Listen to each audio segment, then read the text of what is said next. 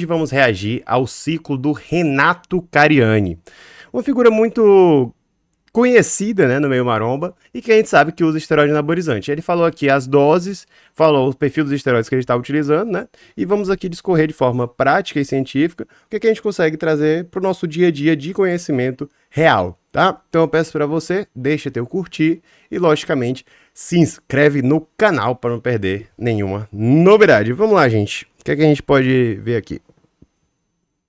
Eu fico um bom período focado na saúde, aí quando eu percebo que está tudo muito bem, aí eu fico uns 3 meses ali na performance, mas sem exagero. O que é que a gente tem aqui, né? Assim, eu acho que o Renato Cariani, não sei se ele ainda tem pretensões de competir em alto nível, em crescer dentro da parte de fisiculturismo, ele tá focado ali mais na parte de empreendedor, né? E se ele for competir mais com uma realização pessoal. Mas a gente sabe que usar doses suprafisiológicas é algo que é nocivo para a nossa saúde. Então, não existe segurança disso. Existe o quê? Uma tentativa de contenção de danos. E aí, como é que a gente pode fazer a contenção de danos? Tratar efeitos colaterais, ver com exames onde está o problema, qual é a magnitude desse problema, tentar reduzir, né, o perfil de esteroide, que às vezes tem uns mais agressivos, tem uns menos, por exemplo, um trembolona da vida, não vai usar de forma continuada, a gente sabe que é um negócio bem agressivo, então a gente tem que ter esse cuidado. E o que ele está dizendo aqui, o que é que ele faz, né? Pelo menos o que ele fala, gente. Não, mas ele não faz isso. Tá, poxa, eu tô reagindo aqui ao que ele diz. Não tem como eu comprovar se ele faz isso, não, bicho. Então, vamos lá, ó. Ele tá falando que ele tem períodos onde ele tá focando ali mais na saúde, então provavelmente ele vai fazer uma redução de dose, talvez ficar na dose de TRT, né? Ou até uma dose pouquinho suprafisiológica, e aí tem períodos onde ele vai focar ali na performance, aí talvez ele faça doses de ciclo, né, como se fosse um blast em cruise que ele faz, e talvez o cruise no blast TRT, né, não sei. Então, eu tô especulando aqui, né, justamente para tentar evitar com que a gente tenha uma exposição continuada a doses suprafisiológicas muito altas, né? Por quê? Porque o colateral depende da dose, do tempo de uso, do perfil de esteroide utilizado, né? E da suscetibilidade individual da pessoa. Então tem gente que pode utilizar muita coisa e não tem quase nada de problema, e tem gente que pode usar pouca coisa e tem muito problema. Por isso que é interessante que, logicamente, ele tenha um acompanhamento médico, ele faça exames e acompanhe isso daí direitinho para não levar o susto de já ter um problema muito grave e não ter muito o que fazer, né? Vamos lá. Equilíbrio, né, mestre? Sim, sim. Gente, não precisamos fazer nada louco. Ninguém precisa fazer nada louco. Mesmo com só que se um cara... 250 miligramas de testosterona, 100 miligramas de Masteron, 100 miligramas de Primobolan. É isso aí. Pronto, o que é que ele falou aqui? 250 miligramas de testosterona. Provavelmente ele deve estar utilizando Durateston de farmácia, né? Que ele deve ter algum acompanhamento médico, aí ele deve conseguir comprar, porque a gente tem a Depostron, que é 200 mg em 2 ml, a Durateston é 250 mg em 1 ml. Poderia estar usando clandestino? Poderia. Aí poderia estar sendo usado enantato, poderia estar usando propionato, mas enfim. Propionato ele teria que fazer mais aplicações, né? Aí ele está usando 250 de testosterona, 100 de Masteron, que é o propionato de hidrostanolona, e 100 de Primobolan, que é o enantato de metenolona. Cara, Masteron e Primobolan, basicamente, são esteroides muito semelhantes. Eu não consigo entender por que ele está utilizando eles dessa forma, né? Até porque é uma dose bem baixa desses esteroides que tem o quê? Tem um efeito anabólico bem simples, não é muito grande. Tem efeito androgênico pequeno também. Não tem efeito estrogênico, né? Mas, sinceramente, a gente não tem uma grande diferença. A diferença é que o enantato de metenolona, né, que é o Primobolan, é um pouco superior que o Masteron e é bem mais caro, né? E é muito mais falsificado. Ambos são comprados no mercado ilícito, então, assim, me surpreende o Renato, que é um indivíduo que tem acesso aos melhores profissionais, está utilizando esse tipo de medicamento, né? Porque talvez, se ele dissesse assim, não, estou usando a Durateston, né, que é de farmácia provavelmente, mais Deca, né, que é a Nandrolona, que também é de farmácia, para tentar evitar o clandestino. Mas assim, né, a gente sabe que esses caras, ele tem a superfonte ilícita que é melhor e tal, e enfim, né, cada um faz o que quer, eu não vou entrar nesse mérito não.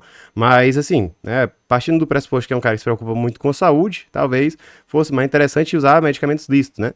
Mas, de qualquer forma, né, a gente sabe que a galera faz qualquer coisa. Já vi pra manipular também, mas, por exemplo, o Primobolan pra manipular, bicho, já vi, mas o preço era muito incompatível, bicho, isso aí não deve estar normal não. Já tive colegas que fizeram essa prescrição, mas sinceramente eu não acho que vale a pena fazer esse tipo de abordagem. De forma geral, é melhor comprar o que tem na farmácia mesmo e manipular só os orais, né? E dependendo do caso, dá pra manipular em algumas farmácias que já são mais confiáveis as formulações de testosterona, né? Que a gente já sabe que são farmácias que têm bom gabarito e entregam direitinho. Alguns pacientes eu faço isso, principalmente nos pacientes que querem fracionar a dose, né? Então, a Deposteron, no lugar de usar uma a cada 2 semanas na reposição, utiliza 1 ml, né? Que tem 100 miligramas, uma vez por semana. 1 ml de Deposteron, gente, que é o cipionato, não de Durateston. Durateston seria uma dose suprafisiológica, 1 ml. Então, fazendo esse fracionamento, no frasquinho ele consegue dividir, não precisa quebrar a ampola e depois tentar conservar, porque depois que quebra não tem muito como conservar 100% de certeza, né? A gente sabe que na prática o pessoal faz isso, mas não é uma coisa indicada, né? Então, enfim, ele está usando esses 3 medicamentos. Existe plausibilidade de estar usando esses dois separadamente? Não, poderia ser só Primobolan? Poderia, né? Não sei, porque se fosse uma pessoa que não tivesse condição financeira, eu diria, não, está usando Masteron para não ter que gastar tanto com Primobolan. Como é ele, eu não entendo. Ah, Gabriel, Masteron tem um efeito antihidrogênico. Cara, essa prerrogativa de que Masteron tem um efeito antihidrogênico vem da onde, cara? Do uso do Masteron, que é o propionato de drostanolona, para o quê? Para tratamento de câncer de mama, né? Porque os androgênios têm um efeito como se fosse supressor ali da glândula mamária, né? Mas assim, além do Masteron é utilizado também a nandrolona e a testosterona, né? Então, eram estudados nesse período e era muito tempo atrás. Então, assim, não existe efeito do Masteron de redução de aromatase, não existe antihidrogênio, não existe anti-estrogênio, não existe nada disso, cara. Não existe. Sinceramente, não tem plausibilidade de você usar Masteron para esse fim, né? O esteroide tem pouco efeito anabólico, pouco efeito androgênico também. Geralmente você precisa usar doses maiores para ter algum efeito e é utilizado como terceira droga, geralmente, no ciclos. Mas não tem esse negócio. Ah, mas eu uso para me proteger de ginecomastia. Tem nada a ver, cara. Não tem nada a ver, não tem lógica. Ah, mas o guru da internet diz, cara, na internet eles falam tudo, mas assim, não existe plausibilidade para isso, tá? O que a gente faz dentro do nosso estudo, né? A gente tem que ver, né? A gente vê o que é que no underground a galera faz, o que é que eles dizem que fazem, né? Mas a gente tem que ver de onde é que vem aquela informação. Se você for avaliar de forma criteriosa de onde é que vem essa informação do Masteron como anti-aromatase vem disso, né? Então não tem lógica, né? Ah, mas o Masteron e o Primobolan são bons para libido. Cara, assim, todo androgênio vai ter um efeito muito similar. Eles vão agir nos mesmos receptores. Não tem nada que diga que Masteron e Primobolan sejam diferentes, por exemplo, do que a testosterona a nível sistema nervoso central para causar aumento de libido. Não tem lógica, né? Então, não existe essa plausibilidade. Ah, mas o usuário usa, dá certo. Ah, tudo bem, se tá usando, dá certo, tudo bem. Às vezes, talvez, o que o Renato tá utilizando pela experiência pessoal dele, né? Eu tô só falando aqui, a plausibilidade, tá? Então, se fosse pensado do ponto de vista racional, talvez, o cara que tá utilizando, decidiu utilizar de qualquer jeito, quer utilizar e tá querendo amenizar, usar pelo menos coisas listas, né? Talvez Durateston e talvez Deca, que é o que tem na farmácia. Beleza. De qualquer forma, ele não tá usando nenhum esteroide que é hepatotóxico, né? Que é oral também, não está utilizando, que geralmente os orais são hepatotóxicos, né? Ou o estanozolol injetável também, que é hepatotóxico. Não são esteroides que são muito agressivos, por exemplo, ao perfil lipídico também. Então, são medicamentos que são relativamente fracos, assim, né? Principalmente a testosterona que é mais forte, mas o Masteron e a Primobolan nessas doses, assim, não são doses muito altas, não, sendo sincero aqui pra você. Mas é claro, né? Principalmente no longo prazo é algo que vai trazer algum prejuízo. Não tô dizendo que é isento de colaterais, mas eu não consigo ver, assim, grande efeito e coisa super positiva de estar utilizando elas duas. Mas existe essa possibilidade. Ah, não quero ter tanto efeito colateral androgênico e quero adicionar um efeito anabólico aqui e não quero efeito estrogênico. Aí tudo bem, né? Porque uma coisa é ele ser anti-estrogênico, outra coisa é não ter efeito estrogênico, porque eles realmente não têm efeito estrogênico, tá? E assim, a grande questão, a Masteron, ele é um propionato, né? Então geralmente vai precisar de aplicações mais frequentes. A metanolona é um enantato, então dá pra fazer uma aplicação semanal, por exemplo. Então assim, se o cara vai usar só Durateston e nessa dose aí, não é uma dose tão alta, apesar de ser uma dose suprafisiológica, gente, mas eu tô falando dentro do contexto de fisiculturismo, tô falando dentro do contexto de fisiculturismo não é tão alta, mas no contexto recreativo, principalmente no longo prazo, essa dose aí não é considerada baixa, assim, super baixa não, tá? Causando 400 miligramas de forma continuada, assim, não é uma coisa saudável, nem ok pra ser feito não, mas de qualquer forma, o que eu quero dizer? Dentro do meio fisiculturismo é uma dose baixa, né? Mas, se a gente pegasse só a Primobolan com a Durateston, poderia ser uma aplicação semanal. Aí, coloca no Masteron, que é um propionato, ele vai fazer o quê? Dividir as aplicações em duas, né? Beleza, pode ser, né? Pode ser. Mas assim, aí eu colocando Masteron só vai ter mais necessidade de se aplicar, né? Ah, mas a flutuação hormonal eu não me sinto bem. Ah, eu gosto de fazer essa distinção durante a semana. Ah, tudo bem, beleza. Não, não é um imperativo, não. Eu adoro isso. É a E minha aí, combinação. o que eu fiquei 6 meses com 125 miligramas de texto a cada 5 dias. Tá. Ele estava usando 125 miligramas a cada 5 dias, então talvez em 7 dias, porque a gente tem que pensar em dose semanal, né? 7 dias, talvez ele estivesse ali na faixa de 150 miligramas por semana. Cara, isso é uma dose suprafisiológica, tá? A dose fisiológica é o quê? A dose fisiológica seria mais ou menos 100 miligramas por semana, tá? Então seria mais ou menos uma deposteron a cada 14 dias, ou uma meia deposteron, que é 1 ml, que é a deposteron V 2 ml por aplicação, tá? Uma vez por semana, tá? Então ele tá usando ele usou uma dose levemente suprafisiológica, mas que também tem agravo de saúde e tal, mas não é uma coisa super gigantesca, né? É menos pior do que talvez um Durateston por semana, mas ainda assim é uma dose suprafisiológica, gente. Não é uma dose de reposição, não dá pra afirmar que isso daí é segurança e que no longo prazo dá pra ser. Então, assim, o que é que ele faz? Ele usa uma dose um pouquinho maior, né? E aí mantém, tentando segurar a saúde, colocando uma dose levemente suprafisiológica. Beleza, né? É claro que tem que acompanhar com exames, ver principalmente a questão do ecocardiograma com strain, ver o VOP, ver se tá com alguma alteração na pressão arterial, então refazer o mapa, tudo isso daí tem que ser visto. E assim, né, é sempre uma decisão, né, entre o médico e o paciente de continuar ou não, né? Eu acredito que ele tem acompanhamento, né?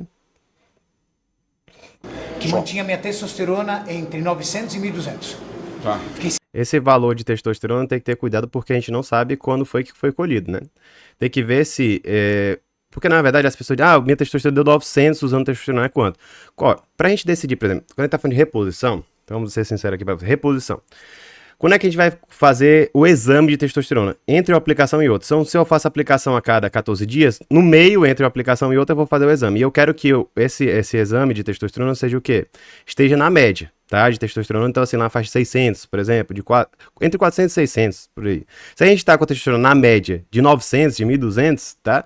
Então quer dizer que no pico, nos momentos mais próximos da aplicação, o que é que acontece, né? Da aplicação que você fez, o que é que acontece? Você tá com a testosterona bem alta, né? Então a gente tem que ter esse cuidado, porque esse valor aí é um valor médio, né? Mas você vê, 1.250 é suprafisiológico, né? E aí a gente tem que ver, né? Se ele tá fazendo isso aí no pico, no vale ou na média, né? Mas eu acredito que seja na média, porque assim, a cada 5 dias, talvez na média vai dar isso mesmo, né? Em momentos um pouquinho maior, talvez alguns momentos um pouquinho menor, mas isso daí na média, né?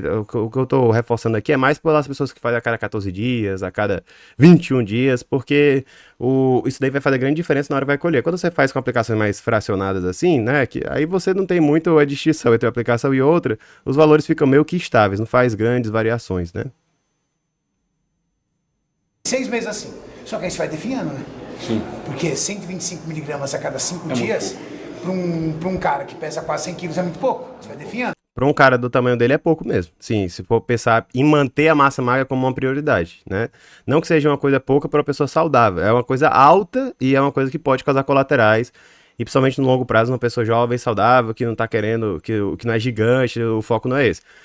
Então não é uma dose que você mantém no longo prazo e assim, pode ser que para ele, né, isso aqui seja algo razoável, ok e tal.